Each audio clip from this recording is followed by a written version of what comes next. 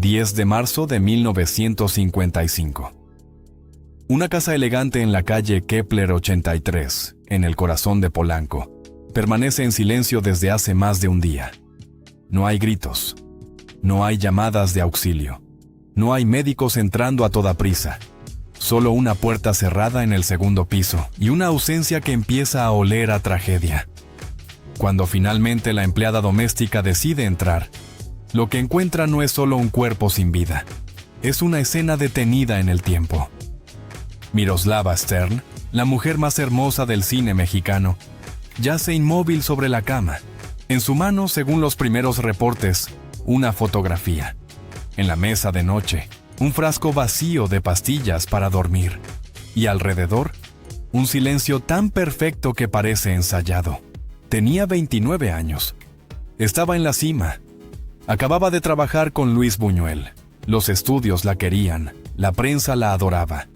Pero durante casi 30 horas, nadie preguntó por ella. Nadie forzó la puerta. Nadie quiso llegar antes. Ese vacío de tiempo es la primera grieta de una historia que nunca se contó completa. Al día siguiente, los periódicos resolvieron el caso en un solo titular. Murió por amor. Murió por un torero. Murió porque no supo aceptar el rechazo. La versión era cómoda, rápida, fácil de vender. Una actriz extranjera, hermosa, sensible, incapaz de soportar que Luis Miguel Dominguín se casara con otra mujer. Fin de la historia. El público lloró. La industria siguió adelante, pero lo que quedó fuera fue más inquietante. 3 cartas que casi nadie leyó completas. Una dependencia médica normalizada en la élite de los años 50. Un pasado marcado por la guerra, el exilio y la pérdida. Y una industria que prefería una mártir romántica antes que una mujer rota por dentro. Hoy, 70 años después, seguimos sin responder las preguntas incómodas. ¿Por qué tardaron tanto en encontrarla? ¿Qué ocurrió realmente en esas horas borradas?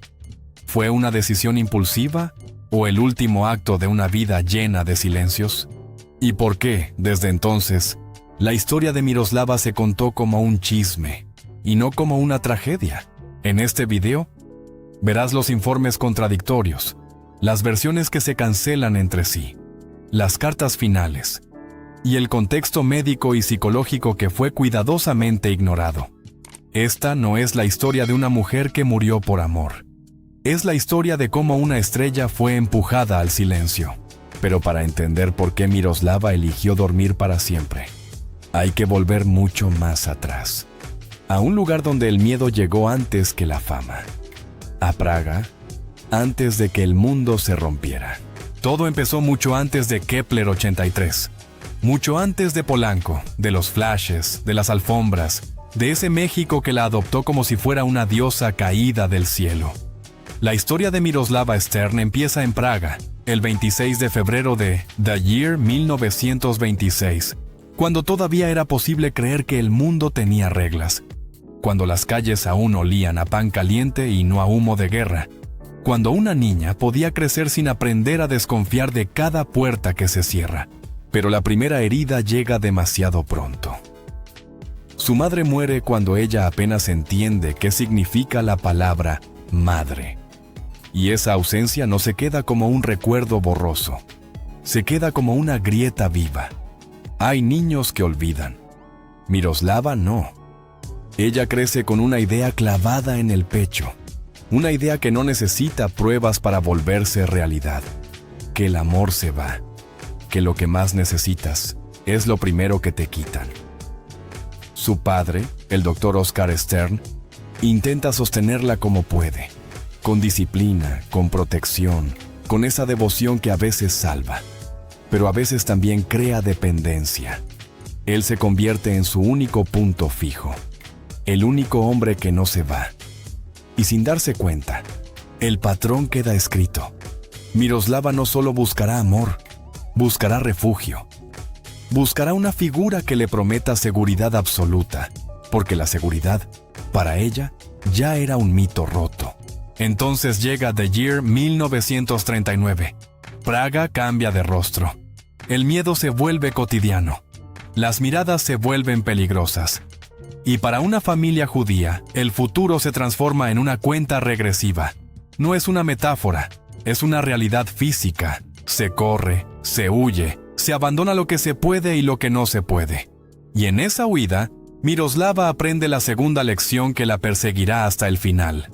El mundo no solo puede quitarte a una madre, también puede quitarte una casa, un idioma, una calle, un nombre, una identidad. La ruta es un mapa de supervivencia. Bélgica, Finlandia, Suecia. Países que pasan como estaciones frías, como habitaciones prestadas donde nadie cuelga cuadros porque nadie cree que se quedará. Y finalmente México, The Year 1941. Un lugar lejano, cálido, extraño, donde el sol brilla pero no cura.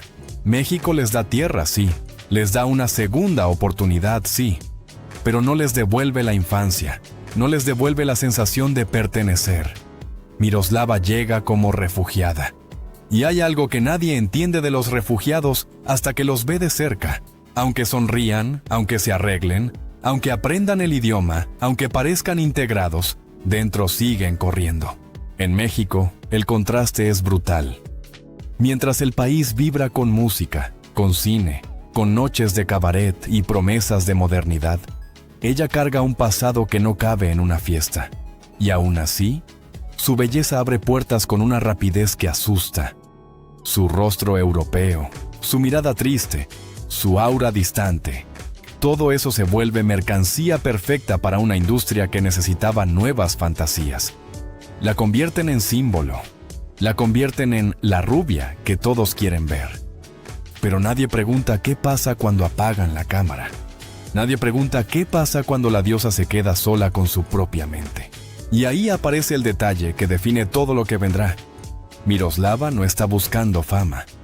La fama llega sola. Lo que ella busca es hogar. Pero el hogar, para ella, ya no es un lugar, es una persona. Y cuando una mujer convierte a un hombre en su única idea de pertenencia, cada abandono se vuelve un terremoto. Porque no se rompe una relación, se rompe su mundo entero. Por eso, cuando años después la veas aferrarse a un matrimonio demasiado joven, o a un amor imposible, o a un torero que jamás iba a quedarse, no lo leas como simple romanticismo. Léelo como el eco de una niña que perdió a su madre, perdió su país, y aprendió que la vida puede quitarte todo sin pedir permiso. Y ahora, por primera vez, esa niña va a intentar asegurarse de que alguien no la abandone. Y ese intento, el primero, llega con un vestido blanco que por fuera parece cuento de hadas, pero por dentro es una trampa silenciosa. La primera trampa llegó disfrazada de cuento perfecto. México la veía como un milagro europeo caído en plena edad de oro. La rubia de mirada triste que hacía que los hombres bajaran la voz y las mujeres se quedaran mirándose en los espejos con rabia silenciosa. Pero por dentro, Miroslava seguía siendo esa niña que había aprendido demasiado pronto que el amor puede desaparecer sin explicación. Y cuando una mujer crece con miedo a quedarse sola, a veces se casa no por amor, sino por pánico. En The Year 1945, con apenas 19 años, Miroslava se casa con Jesús Jaime Obregón. En los periódicos, la historia parecía impecable. Una estrella joven, elegante, convertida en esposa de un hombre de apellido fuerte, de familia bien puesta, como si ese matrimonio pudiera sellar la herida de Praga y borrar el pasado con un anillo. Pero muy pronto, el cuento se volvió un cuarto frío. Se hablaba en voz baja de que aquel matrimonio era un acuerdo para mantener apariencias en una sociedad que no perdonaba ciertos secretos. Se decía que él buscaba una fachada. Se decía que ella buscaba un hogar. Y en ese intercambio, Miroslava quedó atrapada en lo peor de los dos mundos. Casada, pero sola. Acompañada en público, desamparada en privado.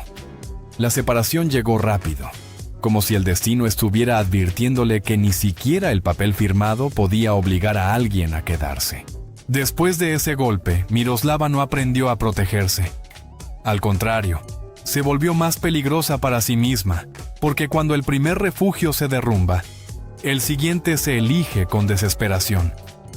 Y ahí aparece Mario Moreno, Cantinflas, el hombre que hacía reír a un país entero, mientras escondía una vida privada que no le pertenecía solo a él.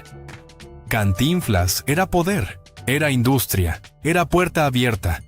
Era un hombre que podía salvarte o destruirte con una llamada. Miroslava encontró en él algo que parecía seguridad, esa sombra grande que te cubre del sol y te hace creer que no te va a pasar nada. Pero Cantinflas tenía una esposa, tenía una imagen, tenía una moral pública que no se podía ensuciar. Si entre ellos hubo algo más que amistad, tuvo que vivir como viven las cosas prohibidas, en pasillos, en miradas, en silencios que pesan más que un abrazo. Y para Miroslava, que no soportaba la idea de no ser elegida por completo, esa forma de amor era otro tipo de abandono. Entonces llegó el hombre que parecía la promesa final, porque tenía lo que ella confundía con destino. Luis Miguel Dominguín. España, toros, gloria, peligro. El tipo de masculinidad que no pide permiso, que entras a un lugar como si ya fuera dueño de todo. En The Year 1954, cuando Miroslava se cruza con él, su herida antigua interpreta la escena como una señal. No es solo un amante, es la posibilidad de pertenecer. Es la fantasía de que un hombre así, visto por el mundo entero, la mire a ella y decida quedarse. Y ella hace lo que siempre hizo cuando temía perder. Se entrega antes de tiempo. Se ilusiona con una palabra no dicha. Se aferra a una promesa que nadie firmó. Pero el mundo de Dominguín era un mundo de trofeos. Un mundo donde las mujeres brillantes podían ser una noche y un recuerdo. Mientras Miroslava imaginaba un para siempre, la prensa europea ya narraba otra historia. A inicios de The Year 1955, la noticia se vuelve cuchillo.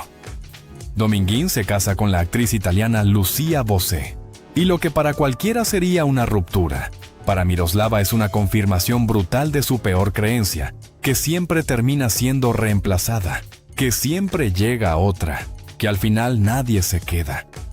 No fue solo un corazón roto, fue una humillación pública.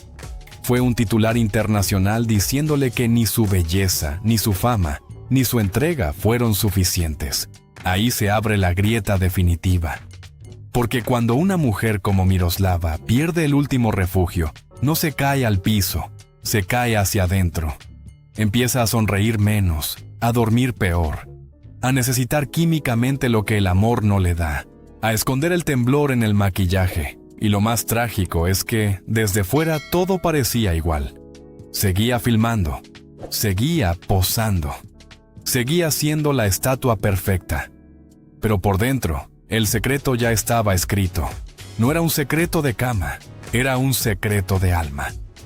La certeza de que la niña refugiada no había encontrado hogar en ningún sitio.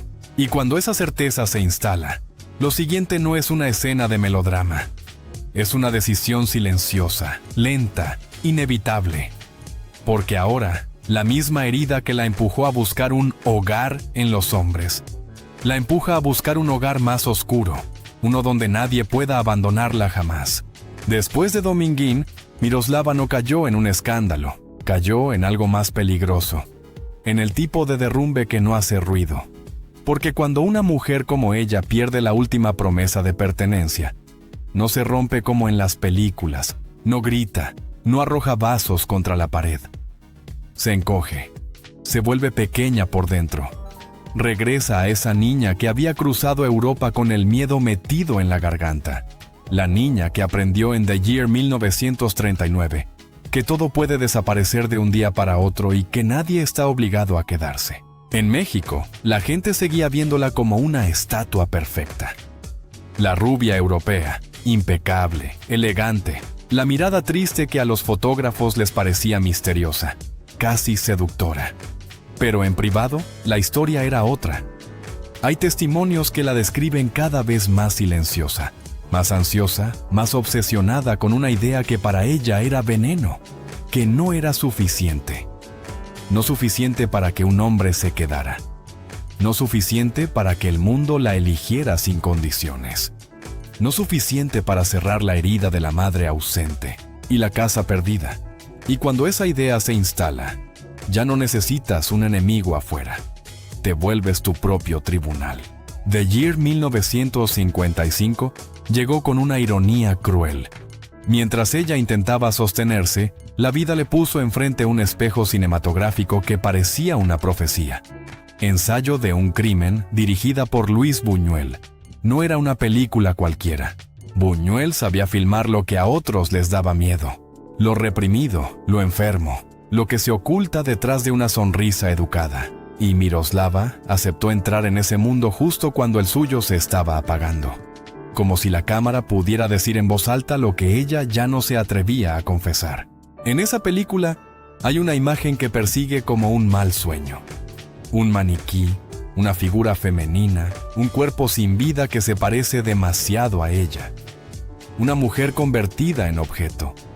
Y cuando la ficción juega con la destrucción de ese cuerpo, cuando el fuego aparece como símbolo, es imposible no sentir un escalofrío.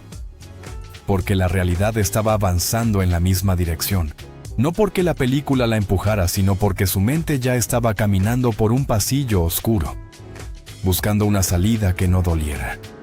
La frontera entre lo que actuaba y lo que sentía se volvió delgada, casi transparente.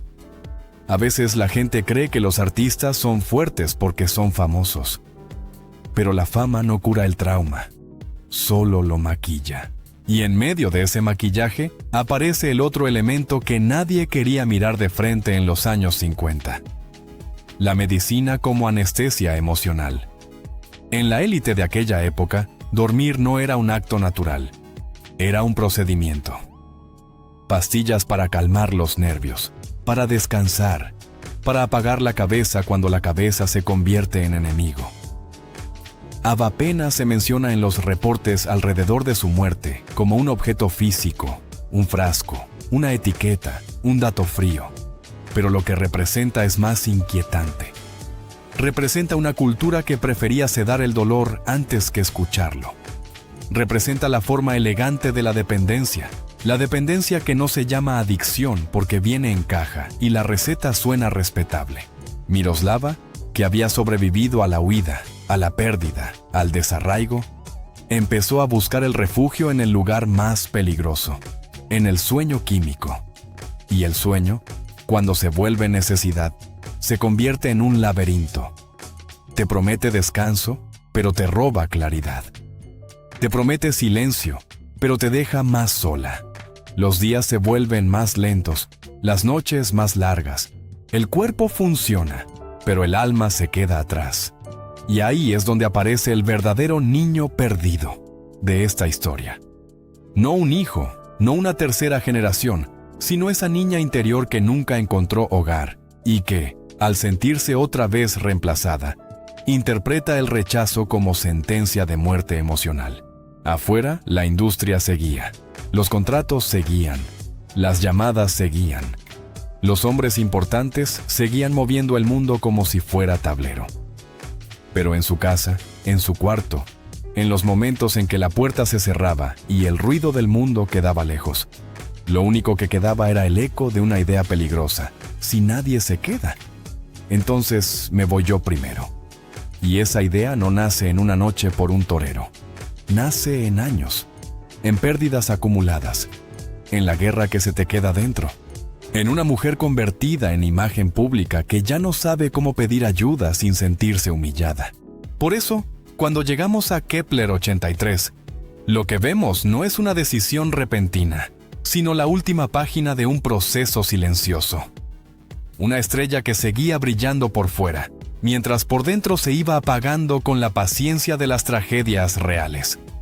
Y lo más cruel es que, mientras ella se desmoronaba, la ciudad seguía aplaudiendo la estatua, sin escuchar a la persona, porque el final, antes de ser noticia, fue preparación, fue aislamiento, fue esa calma extraña que a veces llega cuando alguien ya dejó de pelear.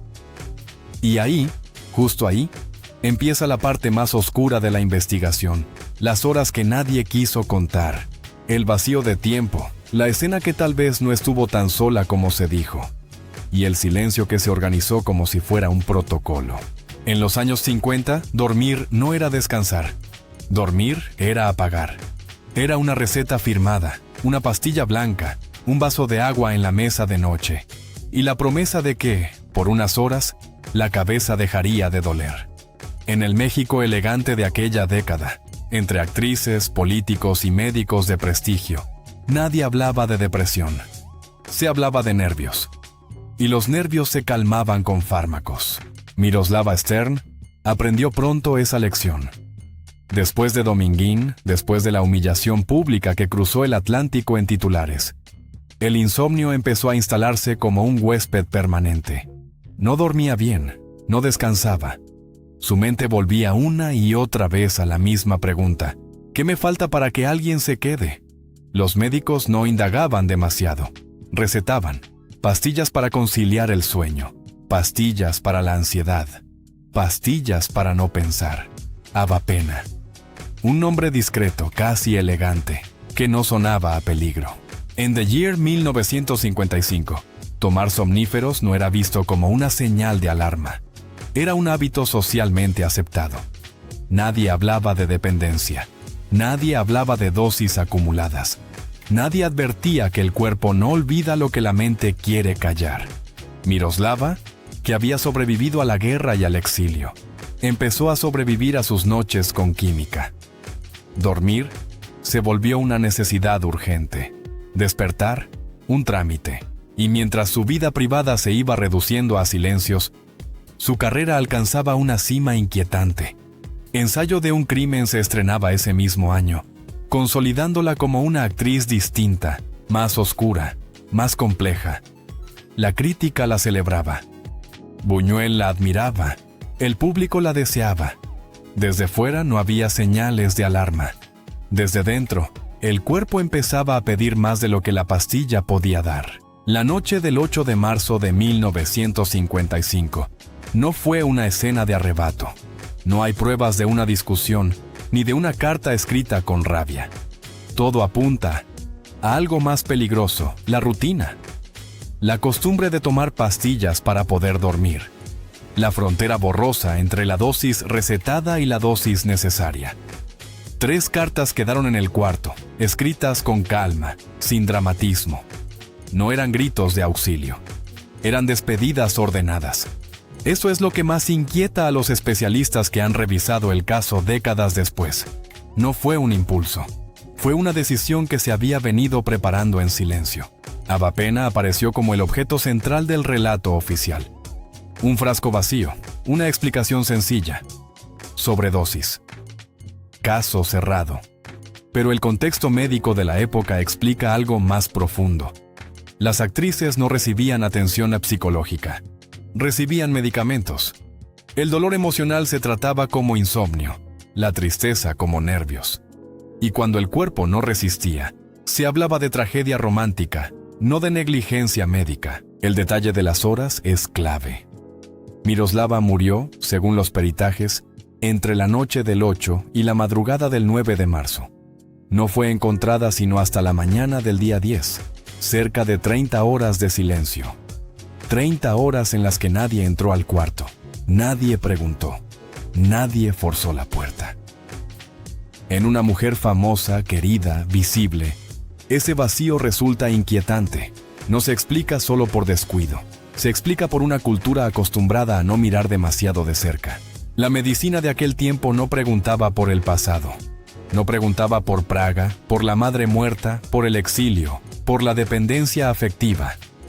Trataba el síntoma, no la herida, y cuando la herida se abrió del todo, la respuesta fue administrativa. Certificado de defunción. Cremación rápida. Silencio elegante.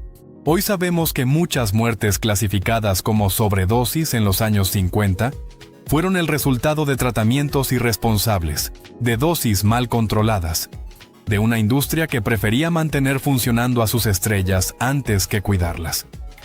Miroslava no fue una excepción. Fue un ejemplo temprano de lo que ocurre cuando el dolor se medicaliza sin escucharse. No murió solo por amor. Murió por cansancio, por no encontrar descanso ni despierta ni dormida. Murió en una cama limpia, en una casa ordenada, sin escándalo, como mueren las tragedias que incomodan. Y mientras el frasco vacío se convirtió en la explicación oficial, la pregunta más importante quedó sin responder. ¿Quién la estaba tratando realmente? ¿Quién decidió que dormir era suficiente? Porque cuando una mujer llega al punto de necesitar pastillas para soportar la vida, el problema no es la dosis. El problema es todo lo que nadie quiso ver antes. Las horas que rodean la muerte de Miroslava Stern no gritan. No hay escándalo, no hay sirenas, no hay médicos corriendo por un pasillo iluminado. Hay algo mucho más inquietante. Silencio. Un silencio largo, espeso, casi organizado. Porque cuando una mujer muere y nadie entra a su habitación durante más de un día, ya no estamos hablando de un accidente doméstico. Estamos hablando de una ausencia vigilada. La noche del 8 de marzo de The Year 1955, Miroslava se queda sola en su casa de Polanco. No hay registros de visitas. No hay llamadas de auxilio. No hay testigos que recuerden gritos ni discusiones. Según los peritajes posteriores, la muerte ocurre entre esa noche y la madrugada del día 9. El cuerpo queda ahí, inmóvil, invisible. Y pasan las horas, 10, 20, 30. Nadie entra, nadie pregunta, nadie toca la puerta con urgencia. Para una actriz famosa, adorada, en plena actividad profesional, ese vacío de tiempo es imposible de ignorar. No es sino hasta la mañana del 10 de marzo cuando la empleada doméstica, inquieta por la falta de respuesta, decide entrar a la habitación. Lo que encuentra ya no puede cambiar nada. Miroslava yace sin vida. A su lado, el frasco vacío de avapena. Sobre la mesa, las cartas. La escena parece limpia, casi demasiado limpia. No hay señales de lucha, no hay desorden, no hay caos. Todo parece dispuesto para que la historia sea sencilla. Demasiado sencilla. Las autoridades actúan rápido. Certificado de defunción. Causa oficial, sobredosis. Caso cerrado. Pero hay detalles que nunca encajaron del todo. ¿Por qué nadie la buscó antes? Porque una mujer con compromisos laborales, con contratos, con amigos influyentes, pudo desaparecer casi 30 horas sin que nadie notara su ausencia. La respuesta no está en una conspiración espectacular. Está en algo más cotidiano. La costumbre de no invadir la intimidad de las estrellas. La comodidad de no hacer preguntas incómodas. Las 3 cartas se convierten en el eje del relato. Una dirigida a su padre, otra a su hermano. La tercera, según versiones periodísticas, a un amor que nunca se identificó con certeza. No son cartas desesperadas. No hay reproches. No hay acusaciones. Hay orden. Hay agradecimiento. Hay una despedida serena que inquieta a cualquiera que las lea con atención. Porque la serenidad, en estos casos, suele ser la señal de que la decisión ya estaba tomada desde hacía tiempo. La prensa hace su trabajo con rapidez quirúrgica. Titulares claros. Miroslava murió por amor. La foto del torero se convierte en símbolo. El público entiende la historia en segundos. Mujer hermosa, abandonada, incapaz de soportar el rechazo. El relato es cómodo. No exige análisis. No señala responsabilidades. No cuestiona a médicos, ni a productores, ni a un sistema que prefirió callar antes que escuchar. La cremación llega pronto. Demasiado pronto. No hay una investigación extensa, no hay peritajes prolongados. El cuerpo desaparece, y con él, cualquier posibilidad de reabrir preguntas médicas más profundas. En The Year 1955, eso no genera sospecha. Era lo normal, era lo elegante. Resolver rápido, cerrar rápido, seguir adelante. El cine no podía detenerse por una actriz, por muy hermosa que fuera. Y aquí es donde el silencio se vuelve más elocuente que cualquier declaración. Ninguno de los hombres poderosos de su entorno habla. Ningún productor alza la voz. Ningún médico explica con detalle el tratamiento que recibió. Nadie cuestiona públicamente la facilidad con la que se recetaban somníferos a mujeres emocionalmente frágiles. Nadie se pregunta si hubo negligencia, exceso, abandono. porque hacerlo implicaría admitir que la tragedia no fue romántica, fue estructural. La industria necesitaba una mártir, no una víctima del sistema. Una mujer que murió por amar demasiado es una historia vendible. Una mujer que murió porque nadie la atendió correctamente, porque nadie quiso acompañarla cuando ya no brillaba igual, es una historia peligrosa. Así que se eligió la primera versión, y se repitió hasta que se volvió verdad oficial. Con el paso de los años, la figura de Miroslava se congela en el tiempo. Siempre joven, siempre hermosa, siempre trágica. El mito funciona, pero la persona desaparece. Sus miedos, su dependencia química, su historia de exilio, su agotamiento emocional. Todo eso queda fuera del encuadre. El silencio cumple su función. Protege reputaciones. Protege contratos. Protege la idea de que el espectáculo puede continuar sin hacerse cargo de sus caídos. Hoy, al revisar los hechos con distancia, lo que queda no es una historia de amor fallido. Es una cadena de omisiones.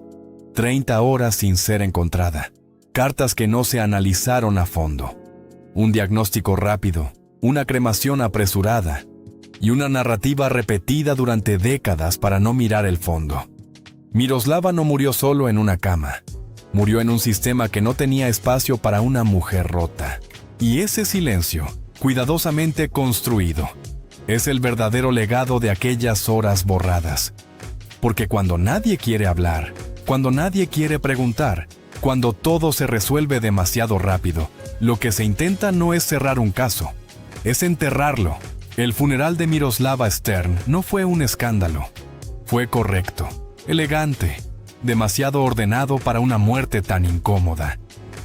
En marzo de The Year 1955, mientras el cine mexicano seguía girando como si nada hubiera pasado, el cuerpo de una de sus estrellas más bellas era despedido sin preguntas incómodas, sin pausas largas, sin silencios que pidieran explicaciones. Todo ocurrió rápido, como si la prisa fuera parte del protocolo. No hubo multitudes desbordadas ni discursos extensos. Hubo flores, miradas bajas, palabras medidas. La industria sabía cómo hacer estas cosas, convertir una tragedia en un acto breve, casi administrativo, y seguir adelante. Miroslava fue velada como se vela a una figura pública que conviene recordar intacta, joven, hermosa, congelada en el tiempo. No como una mujer rota, no como una paciente medicada, no como una refugiada marcada por la guerra y el abandono. La cremación llegó pronto, demasiado pronto para algunos. El cuerpo desapareció y con él se cerró cualquier posibilidad de revisión profunda, de dudas médicas, de preguntas sobre dosis, tiempos, omisiones. En los años 50, la cremación era una forma elegante de cerrar capítulos incómodos. No dejaba rastros, no dejaba segundas oportunidades para la verdad. Solo cenizas y una historia oficial lista para ser repetida. Y la historia oficial fue clara desde el principio. Murió por amor. Murió porque un torero no la eligió. Murió porque no supo aceptar el rechazo. Esa versión viajó rápido, cruzó fronteras, se instaló en la memoria colectiva como una verdad romántica, casi poética. A la gente le gustó. Era simple, era triste pero no peligrosa. No señalaba a nadie. No cuestionaba al sistema médico, no incomodaba a los estudios, no exigía responsabilidades. Luis Miguel Dominguín no apareció. Su ausencia fue tan elocuente como cualquier discurso. No hacía falta que estuviera. El relato ya estaba escrito y él ya ocupaba su papel en la tragedia sin necesidad de presentarse. Cantinflas guardó silencio. Buñuel también. Los hombres importantes siguieron siendo importantes. La mujer muerta se convirtió en mito. Con el paso de los días, Miroslava dejó de ser persona y pasó a ser símbolo. La Marilyn Monroe de México.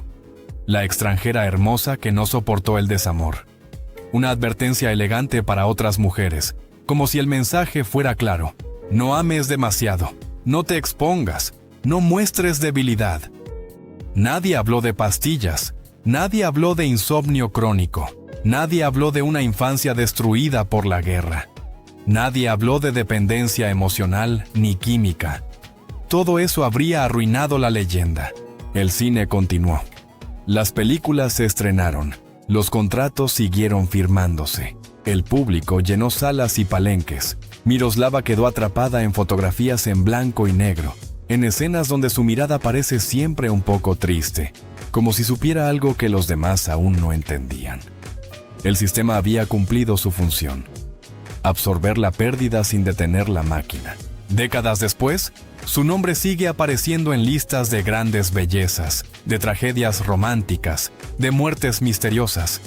Pero pocas veces se habla del costo real, del precio de ser perfecta, del cansancio de una mujer que nunca dejó de huir, primero de Europa, luego del abandono, luego de sí misma. El mito sobrevivió.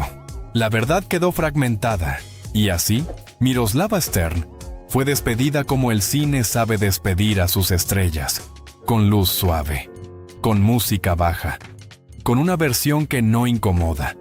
Pero bajo esa despedida impecable, quedó enterrada una historia mucho más oscura, la de una mujer que no encontró descanso ni en la vida ni en la muerte. Porque a veces, el verdadero final no es cuando el cuerpo se va, sino cuando el silencio se impone, y todos aceptan no volver a preguntar. El nombre de Miroslava Stern quedó suspendido en el tiempo como una fotografía que nunca se vuelve amarilla. Siempre joven, siempre bella, siempre trágica. El cine mexicano la congeló a los 29 años, como si envejecer hubiera sido una falta imperdonable. Como si el sistema necesitara recordarla solo así, intacta, silenciosa, incapaz de contradecir la versión que se construyó sobre su muerte. Durante décadas, la historia oficial no cambió. La actriz extranjera que murió por amor, la mujer demasiado sensible, la rubia que no soportó el rechazo.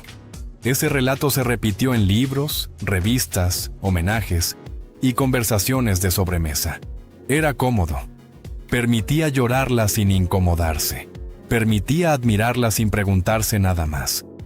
Pero la verdad es que Miroslava no murió en una noche. Se fue apagando durante años.